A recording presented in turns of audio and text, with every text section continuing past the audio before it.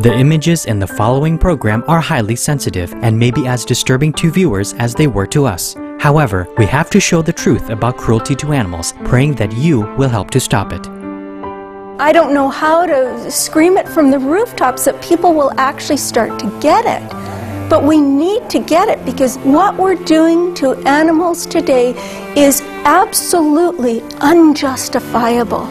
And anyone that gets to know any of these animals as individuals, as thinking, feeling individuals, could never be comfortable consuming these products.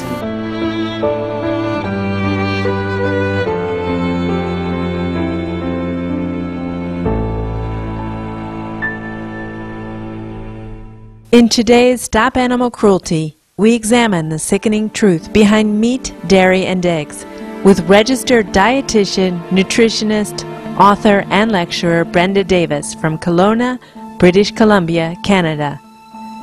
Ms. Davis is a vegan and a past chair of the Vegetarian Nutrition Dietetic Practice Group of the American Dietetic Association. She has co-authored 7 best-selling books, including Becoming Vegan, The New Becoming Vegetarian, Defeating Diabetes, Dairy Free and Delicious, and the newly released Becoming Raw. I was your basic conventional dietitian 30 years ago. I was schooled in traditional nutrition. I'm Canadian. I taught Canada's food guide, 4 food groups, one of which is meat. I became a vegan dietitian because of this very issue. What would have ever possessed me to go from a basic registered dietitian, community nutritionist, teaching Canada's food guide, to a vegan activist? I'll tell you the story. I lived in Northern Ontario at the time. And one of my best friends, who was actually the best man at my wedding, was on his way deer hunting. And he was going to stop by for a little visit on his way. And I remember thinking to myself, how can I make him feel so guilty that he won't shoot that deer?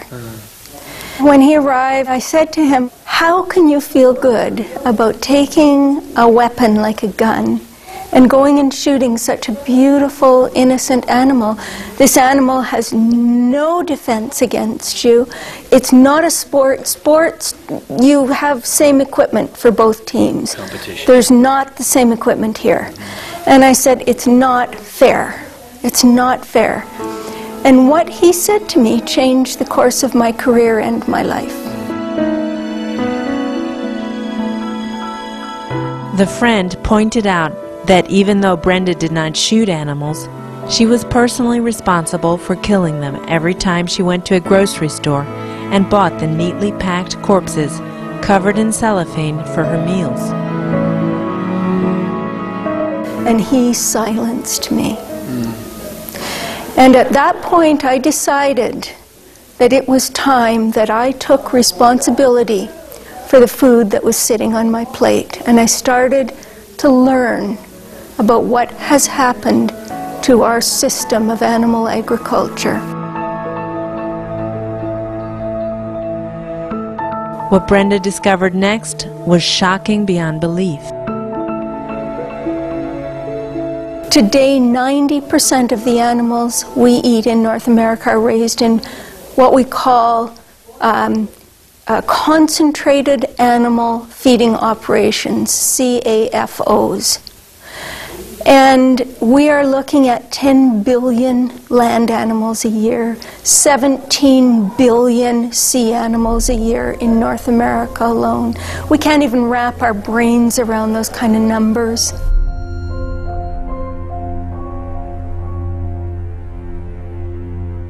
Cows, pigs, chickens, and other innocent and gentle animals trapped in these CAFOs are caged up or jammed together, deprived of even the most basic of necessities, drugged, mutilated, and violently abused, before they are hauled to the slaughterhouse and viciously killed. According to the Food and Agricultural Organization of the United Nations, approximately 58 billion animals were killed for food worldwide in 2008. This is a conservative estimate, as it does not take into account the high death toll of aquatic animals, wild animals displaced by animal agriculture, and the staggering number of animals that were victims of the factory farming system that died for reasons other than slaughter. U.S. government statistics reflect that nationally, 1 in 10 farm animals die of stress-induced disease or injury before they even reach the abattoir. How human beings can justify enslaving these animals in the way that we do, they are literally robbed of everything that they need to function physically and mentally to be the animals that they are meant to be. Animals used for food production are no different from us or our beloved dog or cat companions. They too experience profound emotions like joy and sadness, and deeply desire to live in peace and tranquility.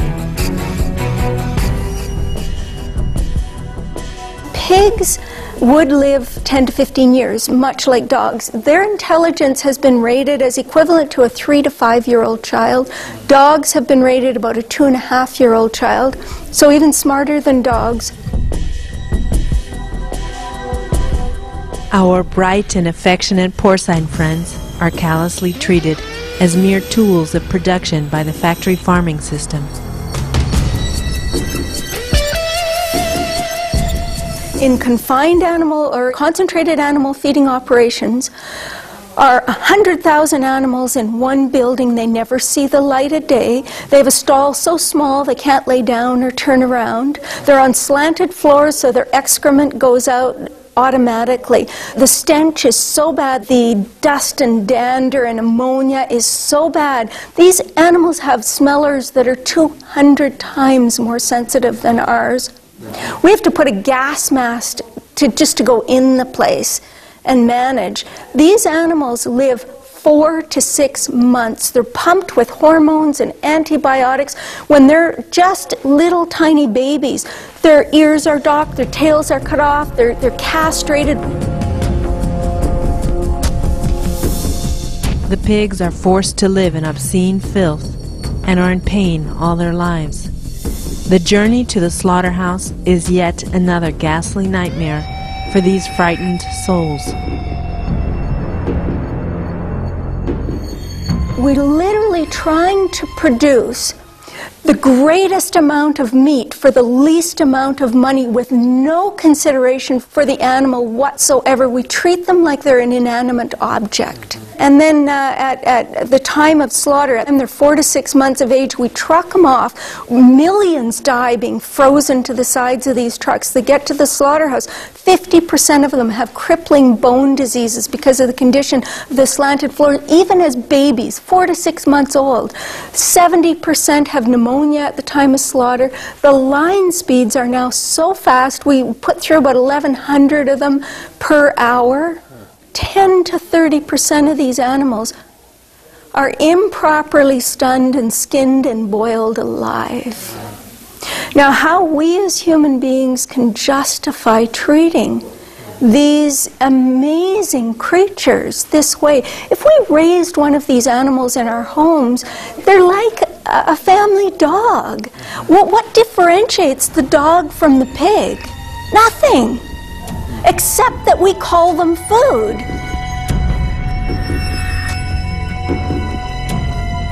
Sir Paul McCartney, a former member of the Beatles, famously once said, "If slaughterhouses had glass walls, everyone would be vegetarian." Somehow, whatever is tradition in our culture is somehow okay. You know, slavery was okay when it was tradition. It doesn't make it okay. Nothing will ever make this okay. This is not okay, and the only reason our culture is thinking it's okay is because we are so far removed from that system. You know, it's all behind locked doors. If people actually could see what's going on, I don't know they'd be willing to eat that meat. And the thing to remember is this, that we are in a situation in North America where we have plenty of food. Plenty of food. We have no need to be consuming the dead bodies of these animals who are tortured animals. None. What many people do not realize is that the horror and death we see in the meat industry is the fate of every factory-farmed dairy cow and egg-laying hen.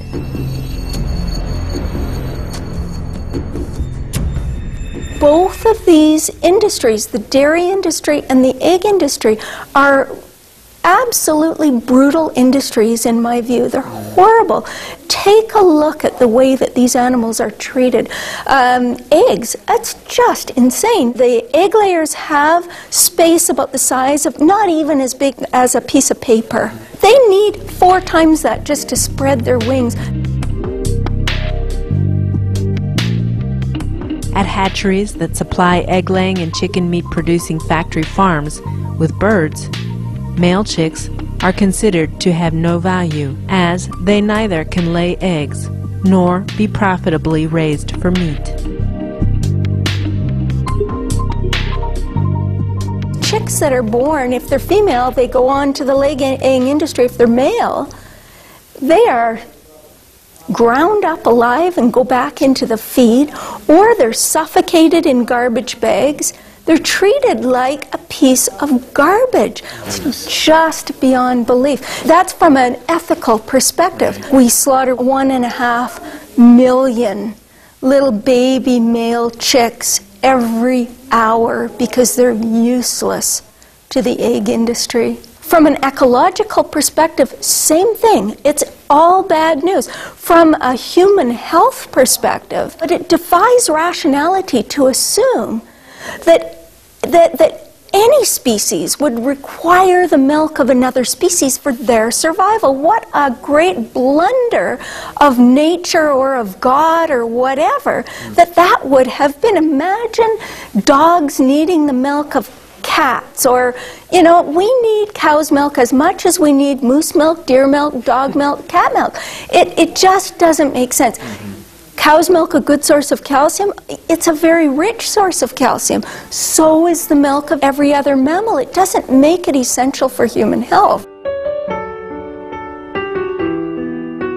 What can each and every one of us do to shut down the barbarous production of meat, dairy, and eggs to save the precious lives of billions of animals worldwide?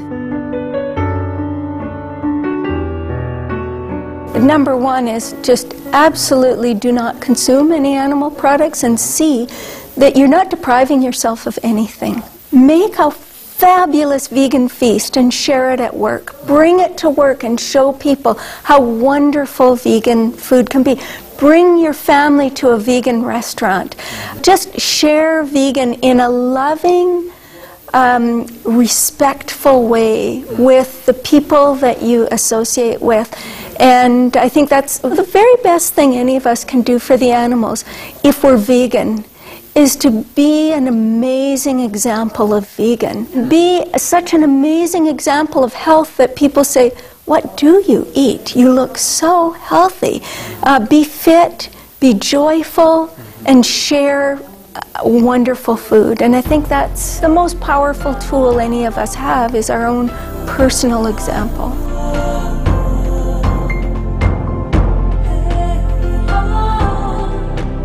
Indeed, as consumers, we have the power to make daily purchasing decisions that prevent or continue cruelty to animals. We can make a wise and compassionate choice each time we sit down to eat, to live and let live.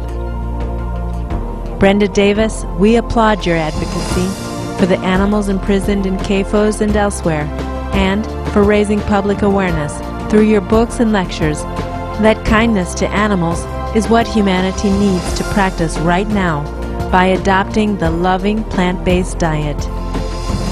For more details on Brenda Davis, please visit www.brendadavisrd.com. Books by Miss Davis are available at www.amazon.com. Thoughtful viewers, this concludes this week's Stop Animal Cruelty program. Coming up next is enlightening entertainment after noteworthy news. May all beings forever live in happiness and peace. For more details, please visit www.suprememastertv.com/stop-animal-cruelty.